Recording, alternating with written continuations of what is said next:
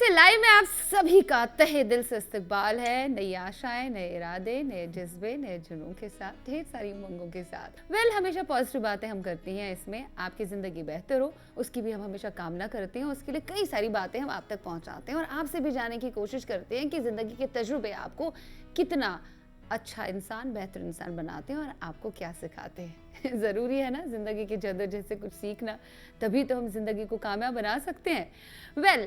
ये सारी बातें एक तरफा करते हुए आइए आज अलग सा करते हैं।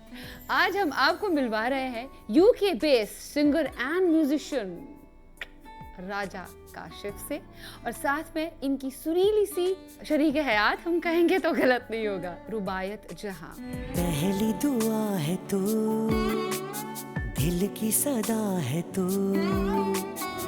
राजा काशिफ और रुबायत जहां यूके से हमारे लिए आए इस शो में ताकि आपका मनोरंजन कर सकें। आपकी जरा नवाजी का बहुत बहुत शुक्रिया। आपका शुक्रिया, इतनी रवानगी से आप बोल रही थी, मैं मज़ा ले रहा था। मैंने तो एक सेकंड लगाना नहीं, मैं तो सीधा आपके एहतराम में और आपके मैं इधर हूँ फिर भी नहीं, उनका एहतराम कर कुछ कुछ बोलना चाहती।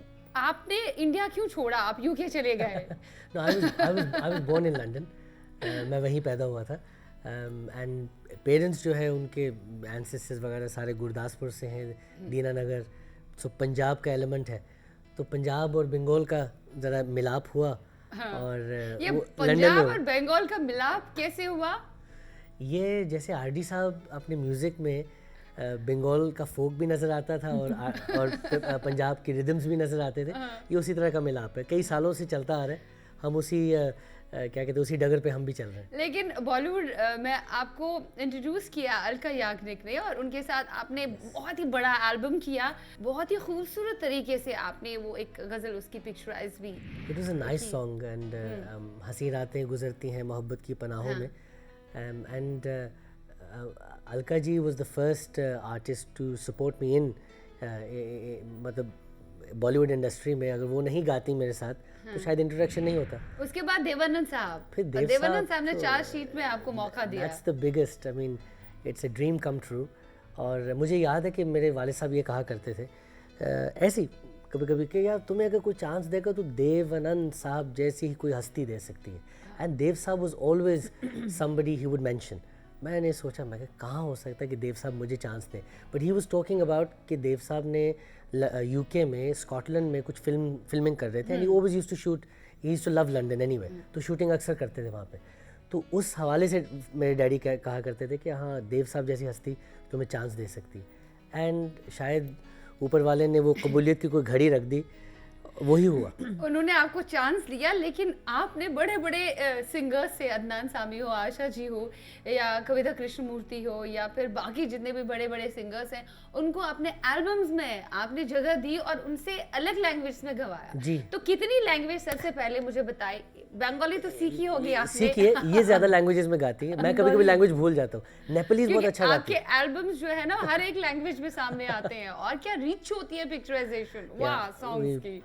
आप दोनों की केमिस्ट्री बहुत अच्छी है। ये केमिस्ट्री शुरू कैसे हुई थी? ये सिर्फ ऑन स्क्रीन केमिस्ट्री है, ऑफ स्क्रीन नहीं होती। हाँ, क्योंकि वो पंजाबी में बोलते रहते हैं और मैं बंगाली में बोलती हूँ। गुस्सा जब आता है ना तो मैं पंजाबी में जरा गुस्से वाले अल्फाज, इनको समझ में नहीं आता कुछ। इनको समझ नहीं आता। ये बंगाली में बोलती है, मुझे भी कुछ समझ नहीं आता। आप दोनों में ईगो क्लैशेस तो होते ही नहीं होंगे कि है ईगो क्लैशेस अपनी अपनी जगह पे? आपको एक सच बात बताऊं, ऐसे सच सबके सामने? अच्छा, ठीक है। सच सबके सामने ही बोलना चाहिए। मैं अपने आप को बड़ा खुशनसीब समझता हूँ, और ये जनरली मैं बात कर रहा हूँ। ऊपर वाले को मैं बहुत शुक्रगुजार हूँ कि जो ईगो क्लैश है वो अगर होता है तो कुछ सेकंड्स के लिए, 1 और 2 मिनट्स के लिए मैंने बात कह दी और ख़त्म होगी, बाद में भूल गए, बाद में इट्स लिटरली फिनिश्ड। तो बहुत लकी हूँ इस मामले में।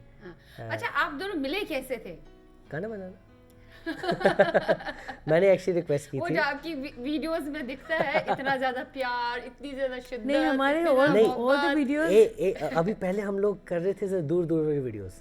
एक वीडियो हमारा आ रहा है, it's in Bengali, it's a very semi classical song, and उसमें ज़रा एक रोमांस ऑन स्क्रीन है। जब आपके घर में नोकझोंक होती है, उसी नोकझोंक को लेकर कोई गाना आप दोनों गाइए। दिन ढल जाए हमेशा सैड होके एंड तब जब जब गाना आते तो सब लोग बोलते हैं हाँ इतने अच्छे बंगला गाते हो। मैंने कहा कि स्टूडियो okay. में मैंने जो Okay. ट्राई किया वो वो ठीक हुआ। किया। ओके, अब आपके पहले शूट के बारे में हम जानना चाहेंगे और पहला असाइनमेंट जो आपको मिला था, दोनों के बारे में आप मुझे बताएं। पहला शूट जो आपको मिला या पहला असाइनमेंट जो मिला आपका सिंगिंग का, चाहे वो छोटी उम्र में मिला या जब आपने होश संभाला तब मिला, वो एक्सपीरियंस कैसा था? वो बहुत अच्छा था या फिर अच्छा नहीं था?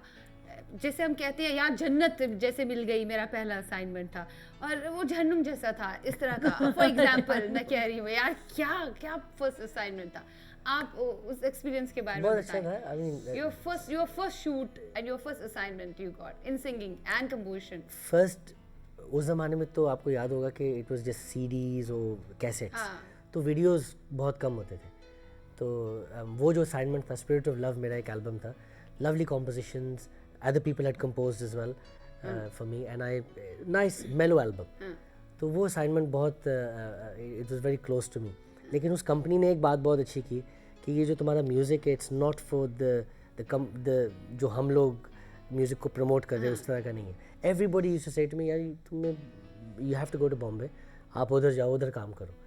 मैं सुनता नहीं था, हिम्मत नहीं थी ना, इतने ना पैसे होते थे कि और ना इतनी कोई सपोर्ट कि कैसे जा। और आपका पहला प्रोजेक्ट कौन सा था? और वो was the experience very good और ये बस एवी था? नहीं, she was lucky. She done with a wonderful producer Rishi Rich. Rishi Rich, was a remakes बहुत अच्छे बनाते हैं। हाँ हो जाए वो। Then I'll take a shot. इसी के साथ हमें लेना पड़ेगा एक छोटा सा ब्रेक। उसके बाद हम आप दोनों की रिलेशनशिप पे भी आ जाते हैं और देवानंद साहब, दिलीप कुमार साहब, प्राण साहब, धर्मेंद्र साहब, जिनको आपने ट्रिब्यूट दिया था अपने एल्बम में, बहुत पसंद किया गया था। सारा बानो भी बहुत पसंद करती हैं इनफैक्ट आपको। यहाँ के सारे आर्टिस्ट, बड़े बड़े आर्टिस्ट आपको बहुत पसंद करते हैं, बहुत बहुत चाहते हैं आपको। तो ये तो बहुत अच्छी बात है, उस पर भी हम बात करेंगे। लेकिन मुझे लेना पड़ेगा एक छोटा सा ब्रेक। हम मिलेंगे एक छोटे से ब्रेक के पार। देखते रहे अपना चाहिए प्रोग्राम दिल से लाइव। माहौल है सुरीला तो हमेशा होता है, लेकिन आज एक ऐसा कपल हमारे शो में शामिल है जिन्होंने पूरे ज़माने को छोड़ दिया अपनी मोहब्बत के लिए, और मोहब्बत दोनों की संगीत से थी, मौसीकी से थी, इसलिए दोनों आज तक बिल्कुल एक दूसरे से जुदा नहीं है। बावजूद इसके छोटे मोटे झगड़े होते रहते हैं दोनों के बीच में, ईगो क्लैशेस भी आ जाती है, लेकिन एक दूसरे का साथ इन्होंने नहीं छोड़ा। दोनों यूके में बेस्ड हैं। हमारे साथ है राजा काशिफ और रुबायत जहां। बड़ा अच्छा लग रहा है आप दोनों के साथ बात करते हुए। जब आप एक ही फील्ड में होते हैं तो कहीं ना कहीं थोड़ा वो बात आ जाती है, वो एटीट्यूड की बात आ जाती है। एक को थोड़ा ज़्यादा मिल रहा है तो दूसरा बंदा थोड़ा सा जेलस फील होता है, तो जेलस फैक्टर आप दोनों में तो बिल्कुल लग ही नहीं रहा। इट्स ट्रू कि नहीं है, और ये भी ऊपर वाले की रहमत है कि ऐसी नहीं है बात। एक बहुत खूबसूरत बात है कि if she is doing well, मेरे चेहरे पे खुशी आएगी, तो लाइकवाइज हर, इसके चेहरे पे शायद डबल खुशी आएगी। If I'm doing well, she's supported me through every single project of mine. Bengali project में obviously she's technically leading because वो language का I need the help on that.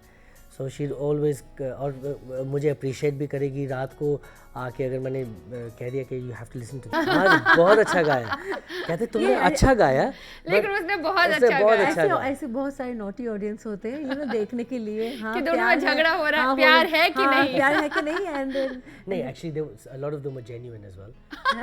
ये सच बात है। अगर इसने अच्छा गाया स्टेज पे तो स्टेज पे ही आदमी को फील हो जाता है कि इसने अच्छा गाया। And I think this lot, क्योंकि ऑन स्टेज में ऐसे भी होते हैं कि गला खराब है, यू नो समटाइम होते हैं कि यू खा, हाँ तो आंख के इशारे से बोलते हैं रेडी हो जाओ, आ जाओ, रेडी हो जाओ, इस लाइन में आ जाओ। So it's like that and we divide the portions. हो जाता है। तो मैं कुछ क्वेश्चंस पूछती हूँ, लेट्स सी आप गेस कर पाएंगे कि मैंने आपसे क्या पूछा, और वही गाना आपको उस फिल्म का गाना पड़ेगा, ठीक है?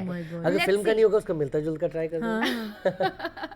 देवानंद साहब की वो फिल्म जिसमें उनके साथ 3 हीरोइंस है, एंड देन कैसे हाथ ऐसे रखते हैं, कैसे ही ऑलवेज, रुबात सुनो ऐसे होते थे, ऐसे हाथ ऐसे करते थे। I mean he always, I mean अभी भी हमेशा यू नो बात करता हूँ। राइट। अब धर्म जी साथ में उनके आशा पारेख है, सावन की बात हो रही है, कुछ कहता है ये सावन।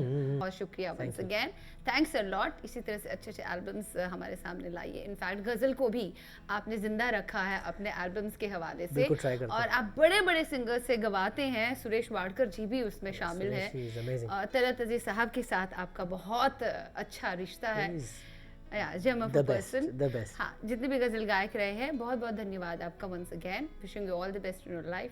Thank you. खुदा हाफिज। वेल मैं उम्मीद करती हूँ आपको आज का प्रोग्राम बहुत ही बेहतर लगा होगा, बहुत ही पसंद आ गया होगा। जाते जाते फिर एक बार यही कहना चाहती हूँ कि मुस्कुराते रहो, क्योंकि मुस्कुराते चेहरे से बहुत रखते हैं।